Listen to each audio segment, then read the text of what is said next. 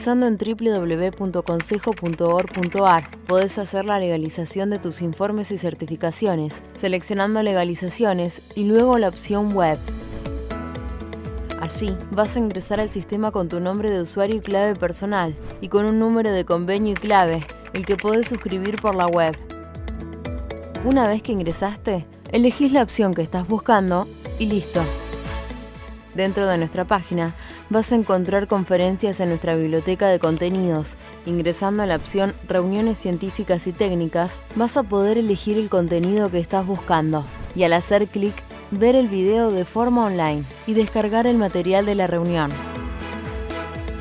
Si querés hacer un curso de capacitación, la DAC te brinda varias opciones. Podrás acceder ingresando a e-learning y luego a cursos virtuales. Allí te podrás inscribir en el curso o capacitación que más te guste. Si lo que buscas es asesoramiento profesional, estás a un solo clic de distancia. Podés hacerlo ingresando en asesoramiento opción web. Completás el formulario a base de tu consulta y luego serás contactado por uno de nuestros profesionales. Uno más de nuestros servicios es el sello editorial Edicon y ahí podés encontrar todas las publicaciones y colaboraciones técnicas. Además, ingresando a nuestro menú Servicios, Consejo Salud, vas a enterarte de todas las novedades de Centro Médico, Farmacia, Simeco e Integrar Plus. Estos y muchos temas más están disponibles en nuestra web www.consejo.org.ar.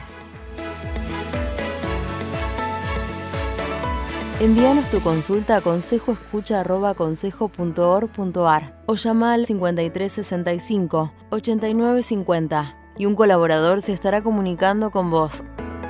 Te acompañamos sin que te muevas de tu casa. Consejo 75 años. Gestión y futuro.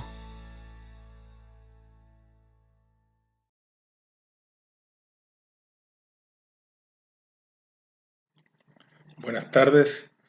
Hoy vamos a desarrollar el concepto de tablero de comando referido a todo lo que es administración y dirección de empresas, pero con una interrelación con las tres funciones gerenciales básicas que son planificar, ejecutar y controlar.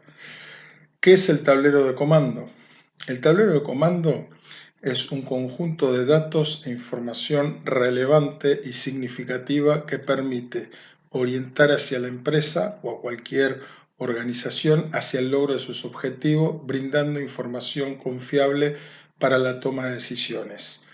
Similar al tablero de un auto, tenemos distintos niveles de información que ya vamos a ver durante el transcurso de esta charla, sintética, pero con los tips que yo considero necesarios para que ustedes, tanto contadores como licenciados en administración y profesionales en ciencias económicas en general, empresarios, accionistas, puedan considerar para sus empresas.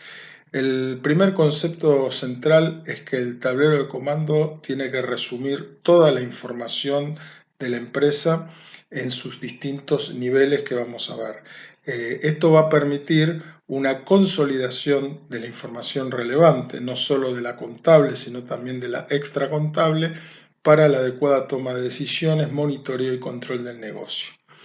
Un tema muy importante que a mí me ha sorprendido en algunas bibliografías que lo han omitido o no le dan la trascendencia que tiene que tener, es que no tiene sentido elaborar un buen tablero de comando si no hay un plan de negocios previo. Es decir, ¿de qué me sirve tener un buen cargo real, ver qué pasó si yo no planifiqué qué quiero que pase?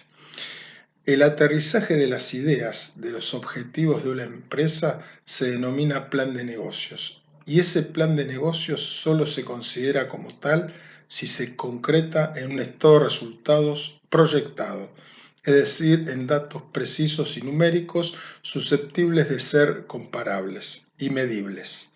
Es muy importante.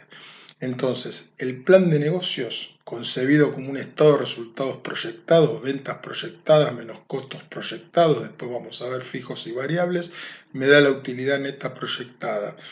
Eso lo tengo que ir monitoreando en el tiempo y comparando con el cargo real, que es el tablero de comando. El tablero de comando tiene una retroalimentación constante con el plan de negocios. ¿Por qué?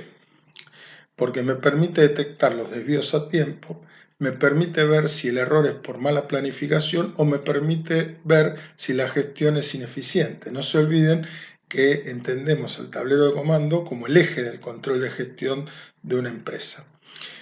Yo creo que lo más importante para que un tablero de comando sirva es que todos sus indicadores que surgen del sistema madre de la contabilidad y después de otros niveles que no son de la contabilidad, como los KPI que ya vamos a ver, sean confiables. Para que eso sea confiable, tienen que existir procesos de auditoría que validen la información que suministra el tablero de comando. Reitero que este tablero de comando es aplicable tanto a las empresas, es decir, con fines de lucro, cuyo objetivo es ganar dinero y maximizar el beneficio a los accionistas, pero también se puede utilizar en organizaciones gubernamentales, no gubernamentales, fundaciones, entidades sin fines de lucro, etc. Es decir, se puede aplicar y diseñar un tablero de comando en cualquier tipo de organización para su mejor administración y dirección, siempre y cuando exista previamente un plan de negocio, es decir, una proyección económica concretada en datos concretos, precisos y duros. ¿Por qué hago tanto hincapié en el concepto de datos concretos, precisos y duros? Porque el tablero de comando elimina ambigüedades, elimina chamullo, ¿sí?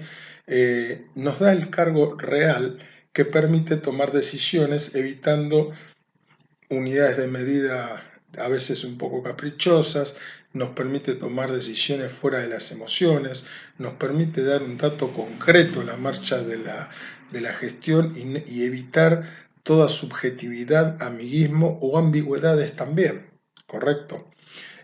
Si el objetivo de la empresa es tener un índice de Dupont, ya vamos a ver que el índice de Dupont es el índice de rentabilidad neta sobre ventas, un Dupont del 20% y la empresa tiene un Dupont del 12%, evidentemente la empresa no está marchando bien si ese Dupont previamente está bien estudiado y definido. Y no expresione como vamos bien. ¿Qué es vamos bien? Y después cómo mantenemos en el tiempo los indicadores, ¿no?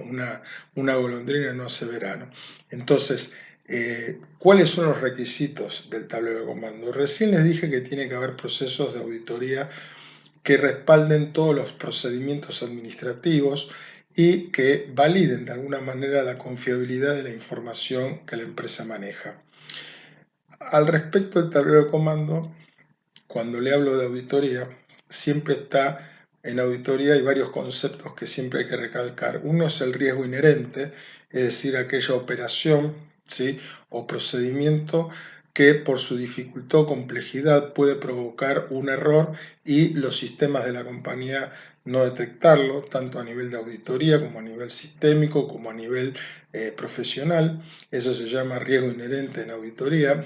Y por el otro lado, el concepto de significatividad. Cuando hablamos de variaciones en los desvíos o en cualquier alteración en un estado contable, ¿sí?, que ya vamos a ver que el balance general es parte integrante del tablero de comando, pero es solo parte integrante, en toda cuestión de desvío o análisis de diferencia siempre está presente el famoso tema de la significatividad. Y aquí me remito a Fowler-Newton, donde realmente hace una definición magistral del concepto que dice que es significativo o no aquello que puede producir un cambio en la decisión de los usuarios de la información contable, ¿sí?, o de cualquier tipo de información.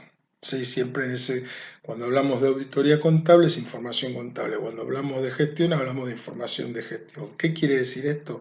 Que la auditoría marca tendencias, se maneja la administración por promedios y no se maneja por un parámetro fácil de números y de porcentaje. Es decir, la significatividad no es ni un número ni tampoco es un porcentaje. La significatividad es un concepto. Y por suerte queda a criterio del auditor o del asesor ver cómo afecta el desvío que está marcando el tablero de comando versus el plan de negocio o cómo afecta también las diferencias resultantes de algún análisis de los procedimientos de auditoría. En especial, sabemos que hay dos grandes grupos de pruebas de auditoría: las pruebas sustantivas, arqueos, inventarios, circularización, etcétera, y las de flujo transaccional, que son las que revisan los procedimientos para validar los saldos al cierre, ¿correcto? A todo esto emergen dos conceptos centrales: uno, el de control interno, es decir, la conjunto o la cantidad de normas y procedimientos que tiene la compañía para detectar y prevenir fraudes o irregularidades o errores, que es lo más importante, que a veces es algo que se confunde. No es solo evitar fraudes, sino también la realización de errores, y ahí se retroalimenta con el concepto que dije antes de riesgo inherente. Y el otro tema, el concepto de ambiente de control, es decir, la sensación de que la gente se sienta controlada, y está más vinculado al principio de economicidad, es decir, el costo del control no puede superar el beneficio que el mismo genera. El tablero de comando, muchas veces, y me hago eco agradezco los comentarios y demás, pero siempre es bueno saber las consultas para ver. A veces parece algo básico, pero no lo es, porque muchas de las preguntas es, bueno, pero ¿cómo se concreta este famoso tablero de comando? El tablero de comando no es ni más ni menos que un resumen del informe gerencial de una empresa, el famoso informe de gestión. Se presenta en papel como un estado contable con un balance con sus distintos niveles, y el directorio se junta y lo analiza. ¿Cuáles son los niveles? El primer nivel es el nivel más importante, es donde yo digo que con 8 o 10 números se puede manejar una compañía, ¿sí? Sabiendo qué indicadores financieros y qué indicadores económicos globales tenemos, ¿sí? Ese es el primer nivel de información, que es similar al tablero de un auto, es decir, aceite, nafta, batería, correcto, freno, ¿sí? Temperatura, los grandes números, ¿sí? No podemos empezar a analizar una empresa, cuánto gasta en publicidad, si no sabemos cuál es su índice de DuPont, ni su índice de liquidez, ni su punto de equilibrio económico. Recordemos que el punto de equilibrio económico es aquel punto donde los ingresos totales coinciden con los costos totales, es decir, donde la empresa, es una jerga, en la jerga de los empresarios, la empresa sale empatada. El punto de equilibrio surge del cociente deducido de esta ecuación de costos fijos dividido 1 menos el porcentaje de costos variables. Recordemos que costos fijos son aquellos que permanecen inalterables ante un determinado nivel de actividad comercial o productiva, y que son una constante, una paralela al eje X de abscisa, y los costos variables son aquellos que fluctúan en base a la producción o en base a la actividad comercial de la empresa. En el largo plazo todos los costos son variables. Cuando una empresa crece mucho, vende mucho, se expande mucho, aumenta su capacidad de producción, seguramente hay que alquilar algún depósito más, tomar algún empleado administrativo más, por lo tanto terminan aumentando también los costos fijos. Pero por eso el punto de equilibrio tiene dos maneras de calcularse: la fundamental, que es el análisis estático, para definir bien la fórmula que les dije y calcular el punto de equilibrio, y luego un análisis dinámico, es decir, recalcularlo cada 2 o 3 meses, porque obviamente hay una dinámica operatoria en la compañía. ¿Por qué digo que es tan importante el punto de equilibrio económico? Porque el empresario, en la experiencia me dice que el empresario, conociendo ese número, ya sabe si está ganando o perdiendo. No sabe cuánto, pero ya sabe si está en zona de ganancias, si la facturación supera el punto de equilibrio económico, o si está en zona de pérdidas, si la venta, estamos hablando de ventas de vengada sin IVA, está por debajo de ese punto de equilibrio económico. También existe el punto de equilibrio financiero: ingresos totales igual a costos totales, y como es financiero podemos decir mejor ingresos totales igual a egresos totales. Pero primero hay que calcular el punto de equilibrio económico, porque algo que no cierra económicamente no va a cerrar financieramente, salvo alguna reestructuración, y es un problema de eje en el tiempo, pero el punto de equilibrio económico es el corazón de la empresa, y no tiene ningún sentido, como a veces nos contratan por problemas financieros, cuando el problema es el económico y lo único que hace el financiero es darnos el síntoma, ¿sí? Es el síntoma de la enfermedad, pero no es el origen de la enfermedad. Muchas veces el origen de la enfermedad está en la rentabilidad de la empresa, en su baja rentabilidad o en su rentabilidad negativa.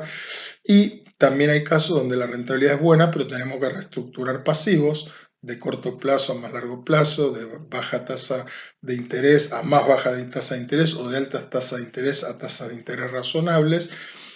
Ahí sí sirve atacar el tema financiero una vez que estamos seguros que lo económico está bien. Y todo eso sale nada más ni nada menos del tablero de comando, porque el tablero de comando incluye indicadores económicos, financieros y patrimoniales. El nivel 1, en mi opinión, tiene que incluir la comparativa entre venta y punto de equilibrio económico, el índice DuPont, el índice de liquidez, que es el cociente entre activo corriente y pasivo corriente, es decir, cuántos pesos tiene la empresa para enfrentar sus deudas de corto plazo en contabilidad es un año. Un indicador muy importante es el índice de liquidez ácida, sobre todo en las empresas industriales, que es el índice de liquidez menos el stock de bienes de cambio. ¿Sí? Es algo más riguroso. Por supuesto, tanto el índice de liquidez como el índice de liquidez ácida tienen que dar más que 1, es decir, el numerador tiene que ser mayor que el denominador, porque eso indica que hay más pesos para pagar que los pesos que debemos.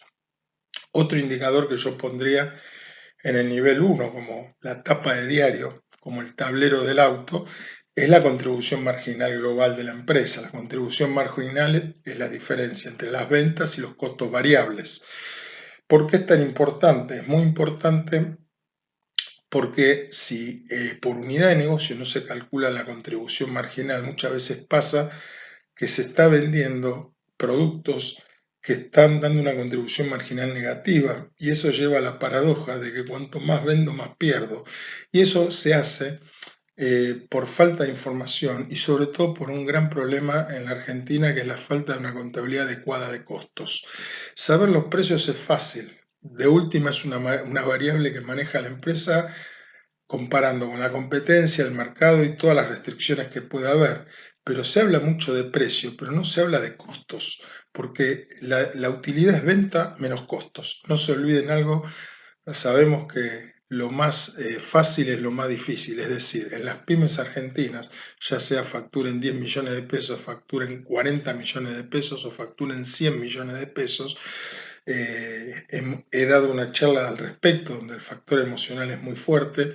Muchas veces se ve el primer número, las ventas, no se ve el último número, el bottom line, que es el DuPont, y no se analiza por segmento de unidad de negocio, es decir, la contribución marginal, muchas veces por cuestiones emocionales, pero también hay una gran limitante. Yo, para tener la contribución marginal, tengo que tener una adecuada contabilidad de costos. Es complejo, es mucho trabajo y hay que tener profesionales muy capacitados, pero nos da grandes satisfacciones, pues si yo saco el costo por diferencia de inventario, yo me estoy metiendo el desperdicio, la merma, todo dentro del costo, y eso a fin de año suelen ser muchos millones de pesos. Y después se arman grandes debates y grandes reuniones por ver cómo le aumentamos 10.000 pesos el sueldo a una persona. Así que creo que tenemos que ser racionales cuando manejamos una compañía. A eso se dirige el tablero de comando: datos concretos, datos precisos, datos sólidos, confiables, para evitar la ambigüedad. Y la planificación, que hablé al comienzo, el plan de negocios tiene que ser la estrategia. El plan de negocio es la estrategia, pero concretada en números, en ese estado de resultados que yo dije, para poder comparar con el estado de resultado real que lo da el tablero de comando en el nivel 2 que vamos a ver, y obviamente abastecerá a este nivel de 1, ya que el índice DuPont es el último número, el bottom line del estado de resultados: ventas menos costos variables, contribución marginal menos costo de estructura o costos fijos, índice DuPont. Antes de impuesto a ganancia, y después tenemos el índice DuPont después del impuesto a las ganancias, ¿sí? A lo que voy es que para que la estrategia tenga éxito, tiene que ser medible y tiene que ser ejecutable. Y para que sea medible, tenemos que tener un tablero de comando que proporcione los datos concretos y duros que eliminen cualquier ambigüedad, ¿sí? Para eso ya vamos a ver el tema de los KPI, cómo se retroalimentan con los otros niveles. Siguiendo con el nivel 1, además del índice de liquidez ácida, podemos poner el nivel de costos fijos. Es muy importante monitorear el nivel de costos fijos, el índice de endeudamientos, el índice de autonomía financiera, que es la inversa del índice de endeudamiento, se expresa como índice de endeudamiento, por lo tanto a la -1 en términos matemáticos. Y después también tenemos un índice que los bancos lo ven mucho, pero en mi opinión no tiene mucho sentido, un concepto de empresa en marcha, pero es un número que está bueno que dé mucho más que uno, que es el índice de solvencia total, que es el activo total sobre pasivo total. La realidad, ¿por qué no tiene mucho sentido en un concepto de empresa en marcha? Porque nadie piensa vender todos los activos de la empresa para pagar las deudas, o sea, pero evidentemente es un indicador porque de lo contrario estamos en una quiebra técnica, en un patrimonio neto negativo. Sí considero de vital importancia el índice DuPont, el índice de liquidez ácida, el índice de liquidez, contribución marginal global, índice de autonomía financiera. Viendo esos números, el dueño, ya sea en su oficina, en la casa, en Mar del Plata o en Europa, puede monitorear y controlar su empresa. Ahora, esos indicadores económicos financieros globales surgen de la contabilidad y de la información de gestión, que es el nivel 2. El nivel 2 es el famoso informe gerencial, el famoso informe de gestión mensual, la periodicidad del tablero de comando es mensual, todos los meses, y también se tiene que referir y comparar con el mes anterior y las variables de flujo, es decir, las que acumulan ventas, costos, el acumulado, ¿no? O sea, el estado de resultado acumulado, mes en curso, mes anterior, acumulado. ¿Por qué? De nada sirve obviamente tener un mes un Dupont del 15% y otro mes un Dupont del 5%. Hay que manejarse, saben, en administración nos tenemos que manejar por promedios, ¿sí? Y no ver un mes puntualmente, sino ver la tendencia. Lo mismo con las variables de stock, ¿sí? El saldo de cuentas a cobrar, el saldo de bancos, etc. El nivel 2 está formado por el estado de situación patrimonial, el famoso balance general, el estado de resultados y la apertura de los ingresos y los costos que crean conveniente. Es decir, vamos de mayor a menor. El empresario tiene, una vez que están los grandes indicadores económicos financieros bien, el empresario tiene derecho a saber hasta cuánto gasta en café. La apertura de las cuentas y el detalle de la información lo deberemos definir en función de la utilidad que nos da cada uno de esos datos. Pero primero tenemos que tener en claro los datos macro, ¿sí? Y los datos macro son los que están en el primer nivel. Cómo estamos con respecto al punto de equilibrio económico, índice DuPont, índice de liquidez ácida, índice de autonomía financiera, índice de endeudamiento, nivel de costos fijos, podemos agregar capital de trabajo y patrimonio neto. ¿Por qué? Porque a veces la empresa es rentable y no se verifica. Ustedes saben que lo que pasa en el estado de resultados por una cuestión de partida doble se verifica en el estado patrimonial. A veces no se verifica en el capital de trabajo porque la empresa compró máquinas o inmuebles. Entonces hay que evaluar el patrimonio neto, que es el total del activo menos el total del pasivo. Y ahí está ligado a ese famoso índice que tanto gusta a bancos y otros organismos, que es el índice de solvencia total. Suena muy rimbombante, pero en mi opinión profesional, personal, no tiene mucho sentido porque, repito, una empresa que tiene que realizar, o sea, vender todo su activo para pagar su pasivo, no nos dice nada, salvo en situaciones de concurso de quiebra que no vienen al caso. El tercer nivel tiene los indicadores de gestión muy importantes, que son los que explican las causas de los desvíos entre el plan de negocios y el cargo real. No se olviden que el tablero de comando nos da el cargo real, ¿sí? Terminan las discusiones. No, esta empresa tiene muy buena calidad en sus productos, no tenemos problemas. ¿Cuál es el porcentaje de devoluciones? 30%. Mal. Nosotros cobramos muy bien. La verdad tenemos una gestión de cobranza muy buena. ¿Cuál es el porcentaje de deuda vencida sobre el total? 60%. Quiere decir que no tiene una buena gestión de cobranza, ¿correcto? Nosotros hemos optimizado la rentabilidad, índice Dupont real 20%, índice Dupont lograble 25%. Además está decir que el plan de negocio no tiene que ser una expresión de deseo, sino que se tiene que adaptar no solo a la realidad y a las posibilidades, sino a la historia. Es muy importante las estadísticas, que es un cuarto nivel de información del tablero de comando, y ahí va a depender del comportamiento de las variables y podemos introducir algunos conceptos de estadísticas. Una cosa es un comportamiento campana de Gauss, es decir, distribución normal, donde las variables se mantienen relativamente constantes y es fácil proyectar, y otra es cuando hay mucha dispersión o cuando hay mucha aleatoriedad en las ventas, más allá de algunas actividades que tienen una estacionalidad lógica. Una vez que hemos concretado el plan de negocios y el tablero de comandos es confiable y se puede comparar mes a mes, es muy importante determinar los KPI. ¿Qué son los KPI? Son los indicadores de desempeño, los indicadores de gestión, llamado así por sus siglas en inglés, indicadores claves de gestión o de performance. Hay tantos KPI como uno quiera calcular, hay muchos surgen de la contabilidad, pero la mayoría exigen registrar operaciones, ¿correcto?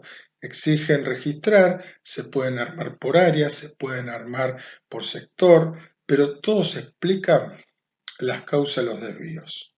Es decir, ¿qué queremos? Es el plan de negocios. ¿Cómo vamos realmente? Nos lo dice el tablero de comando. ¿Por qué nos va como nos va? Nos dicen los KPI. Los KPI en general son indicadores, como yo les dije, porcentaje de evoluciones, porcentaje de incobrables, y en general son cocientes comparativos, ¿sí? A veces ustedes saben que un valor absoluto muchas veces no dice nada. Por ejemplo, 100.000 pesos de incobrable en una empresa que factura 1 millón al año es un número importante. 100.000 pesos de incobrables en una empresa que factura 10 millones al año no es significativo. O sea, siempre tiene que haber un denominador. Uno de los KPI más interesante es cuando analizamos la gestión de cobranza, que es el porcentaje de deuda vencida sobre el porcentaje total a cobrar. Después tenemos también, hay millones de ejemplos, en el caso de la deuda comercial, cuánto es porcentaje en cheques diferidos sobre el porcentaje total, porcentaje en cuenta corriente sobre el porcentaje total de deuda comercial. No es lo mismo la criticidad de los cheques diferidos que de los cheques que no están entregados y que se maneja la cuenta corriente con gestión y con management, ¿se entiende? Son cuestiones distintas. Y un KPI gigante, que muchas veces las empresas no lo tienen porque no hacen bien los costos, que es el famoso ACP. El ACP es el aprovechamiento de la capacidad productiva, que es el cociente entre el volumen real de producción y el volumen normal de producción. El volumen normal es cuánto deberíamos producir en las condiciones óptimas de fábrica, calculando los costos estándar ajustado a real, no expresiones de deseo. La diferencia entre la unidad y el ACP que nos da la capacidad ociosa, indicadores importantes si los hay, porque muchas veces la empresa dice, bueno, estamos vendiendo poco, pero resulta que tenemos una capacidad ociosa del 20 al 30% en fábrica. No existe la capacidad ociosa, obviamente, cero, pero no es lo mismo tener una capacidad ociosa del 5 o 10% que una del 20 o el 30%, como pasa muchas veces. Ese es un KPI clave. Hay muchos otros KPI claves, clientes activos versus clientes totales, ¿sí? Deuda vencida más de 30 días versus deuda vencida total, deuda vencida más de 90 días versus deuda vencida total, cantidad de clientes que no compran en los últimos 3 meses versus cantidad de clientes totales, porque si no nos compran en 3 meses hay una alarma. No se olviden que el tablero de comando tiene un sistema de semaforización, como el tablero del auto, rojo, azul y amarillo, y donde la idea es que empiecen a sonar alertas a tiempo, ¿no? Que nos indique que estamos quedando sin nafta cuando faltan 50, 60 kilómetros y no cuando nos faltan 10 cuadras, ¿sí? Entonces, ese es otro objetivo, la oportunidad. Recuerden que una información es útil cuando es confiable y oportuna. Por lo tanto, el tablero de comando como eje de control de gestión y como resumen de todas las variables económico-financieras de la empresa, debería presentarse el día 15-20 posterior al mes que se informa.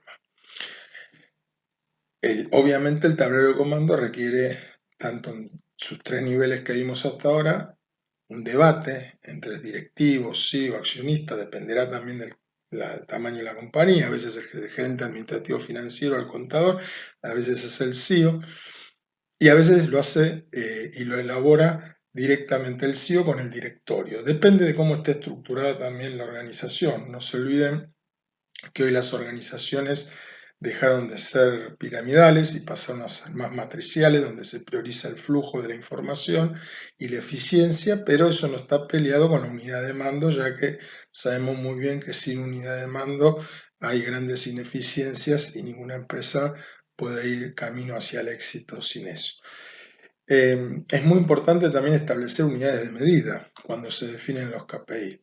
Si no, no podemos evaluar la gestión. Profesionalizar una empresa es medir por resultados. Para medir por resultados tengo que tener un buen tablero de comando. Para tener un buen tablero de comando tengo que tener datos concretos para poder medir la gestión. Hay una frase de Galileo Galilei que dice: mide lo que sea medible y haz medible lo que no lo sea. Hay cosas que ya sabemos que la contabilidad histórica y la contabilidad de valores corrientes reconocen y miden, y hay cosas que las tenemos que generar nosotros. Muchos indicadores para poder evaluar la gestión los tenemos que generar, y ahí es donde tenemos que trabajar en los KPI. Otro KPI en fábrica, por ejemplo en producción, los kilowatts consumidos. Todos dicen, bueno, nosotros tenemos planificado consumir 3.000 kilowatts. Bueno, ¿cuáles son los realmente consumidos? Otro buen KPI es kilowatt de energía y fuerza motriz realmente consumido versus los planificados. Ahí nos da un desvío de eficiencia o de ineficiencia. Porcentaje de evoluciones previsto versus porcentaje de evoluciones totales. Fundamental también cantidad de notas de crédito emitidas versus cantidad de facturas. Ya ahí me está dando indicadores, me está dando termómetros de cómo marcha la gestión y se consolidan en estos KPI. ¿Cuántos KPI tengo que hacer? No hay una respuesta, no está definido en ningún lado. Yo puedo decirles, en mi opinión, no menos de 35 serían pocos, y no más de 80, son números, digamos, que no están escritos en ningún lado, pero es mi opinión. ¿Por qué no más de 80? Para poner un tope, porque tampoco, ustedes saben muy bien que la información tiene que ser la justa y necesaria para la toma de decisiones, y creo que más de 80, por más grande que sea la empresa y compleja, no es necesario y a veces va hasta aturdir. Es función del CEO o del presidente del directorio poner límites, y cuando el nivel de satisfacción, se llama en auditoría, está alcanzado, es decir, se sabe que la información es confiable y los errores son solamente de la gestión, es decir, implica un ajuste en la gestión, un feedback. ¿Sí? No se olviden que es control, corrección. Eso se llama feedback, retroalimentación. ¿Sí?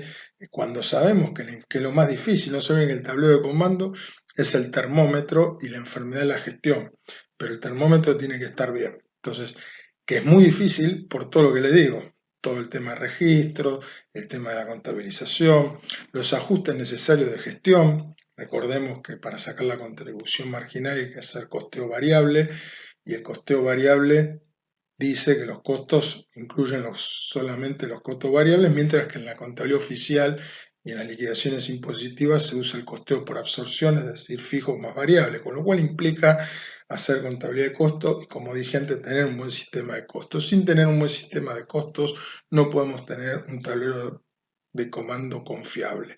Obviamente no tiene la misma complejidad una empresa de servicio que una distribuidora, que una industrial y que un industrial con logística. Son distintos niveles de complejidad y, por lo tanto, distintos niveles de complejidad y de dificultad en el tablero de comando, y de lo que les dije en un principio del riesgo inherente en auditoría.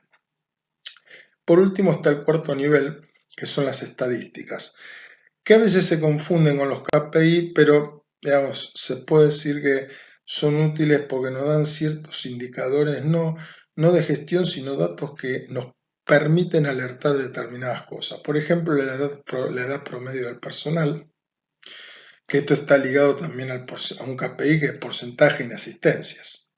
¿Sí? Muchas veces dicen, bueno, pero no llegamos con la producción, bueno, pero ¿cuál es el porcentaje en asistencia? ¿Sí? Y de ese porcentaje, ¿cuántas son justificadas, no justificadas? ¿Ven cómo se abre el árbol de decisión y el árbol de información? Bueno, en las estadísticas la edad promedio es importante, porque la edad promedio, en mi opinión, condiciona el management.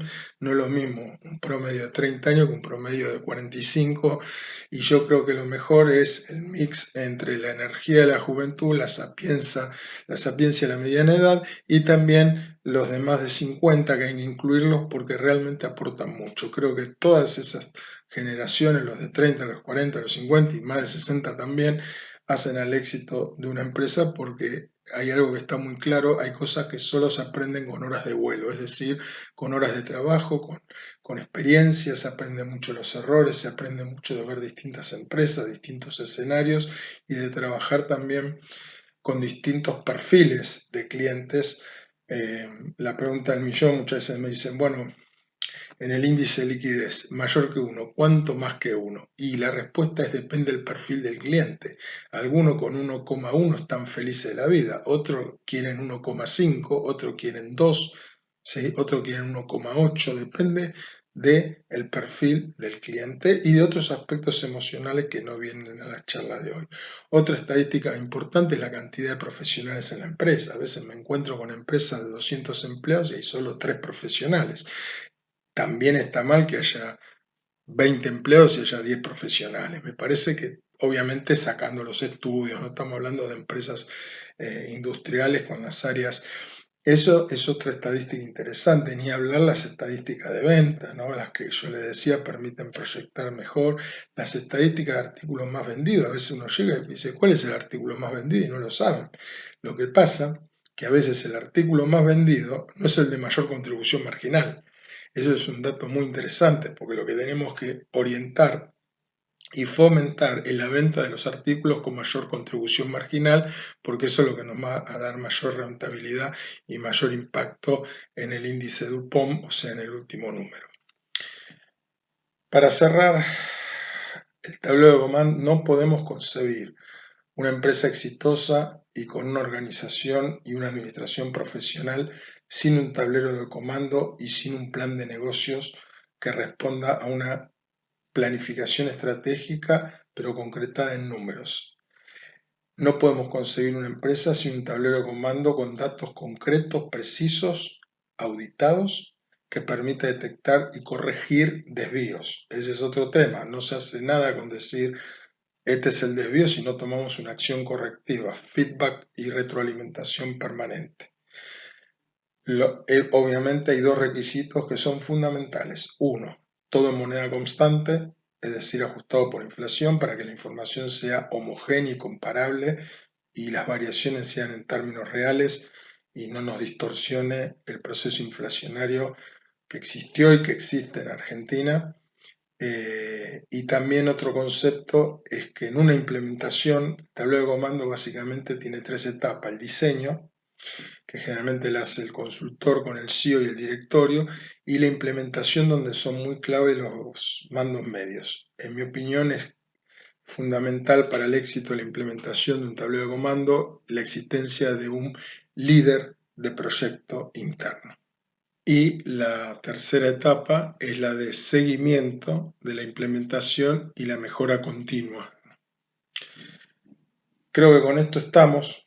Espero en este breve tiempo poderles haber aportado un poco más de esta charla y veremos si Dios mediante en el futuro podamos hacer una con público donde vienen las mejores preguntas y respuestas y el mejor feedback con ustedes. Así que se les va a enviar el material por email de resumen, como siempre, y a disposición por todas las dudas y consultas que necesitan. Muchas gracias, buenas tardes.